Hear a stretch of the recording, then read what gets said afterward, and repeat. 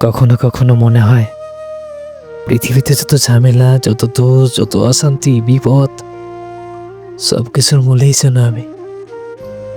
কখনো কখনো নিজের জন্য ভীষণ মায়া হয়, আবার কখনো কখনো এই ভেবে নিজেকে বড্ড ঘেন্না লাগে।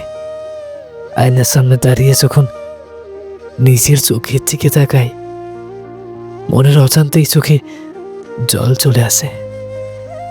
নিজের ভুলের জন্য, নিজের আবেগের কারণে এতটাই কষ্ট নিজেকে দিই। তোমার মুখখানা দেখি বড্ড মায়া হয় নিজের জন্য। কখনো কখনো মনে হয় পৃথিবীর সব অশান্তি শুধু আমার কারণে। আবার কখনো কখনো মনে হয় হতভাগাই আমার দোষটাই বাকি। কখনো মনে হয় জীবনটাই অভিশাপ। আবার কখনো মনে হয় আমি পৃথিবীতে এক অভিশাপে জন্মেছি।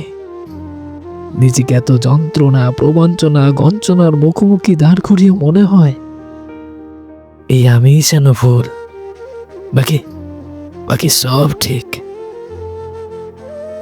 কখনো কখনো নিজের জন্য ভীষণ মায়া লাগে।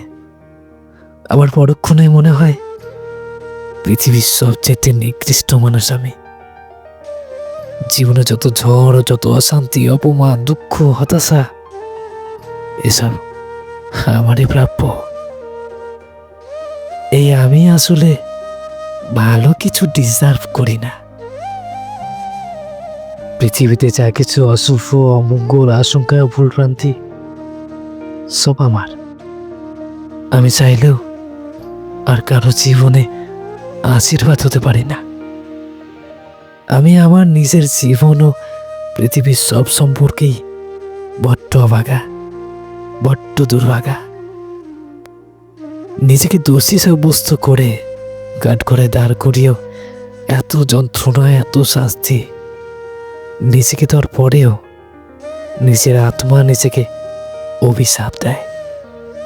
আমি কখনো সুখী হতে পারবো না, কোশ্চেন কালেও কারো সুখ হতে পারবো না।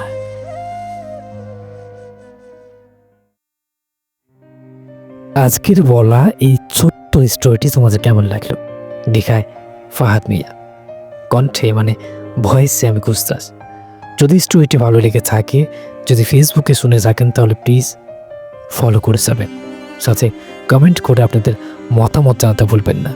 আর যদি ইউটিউবে শুনে থাকেন তাহলে প্লিজ সাবস্ক্রাইব করে যাবেন আর কমেন্ট করে আপনাদের মতামত জানাতে ভুলবেন না। দেখা হচ্ছে খুব শীঘ্রই পরবর্তী স্টোরিতে। ততক্ষণ পর্যন্ত ভালো থাকবেন, সুস্থ থাকবেন। আর ভয়েস অফ কোচ 06 সাবস্ক্রাইব করবেন এবং ফলো করবেন। টাটা।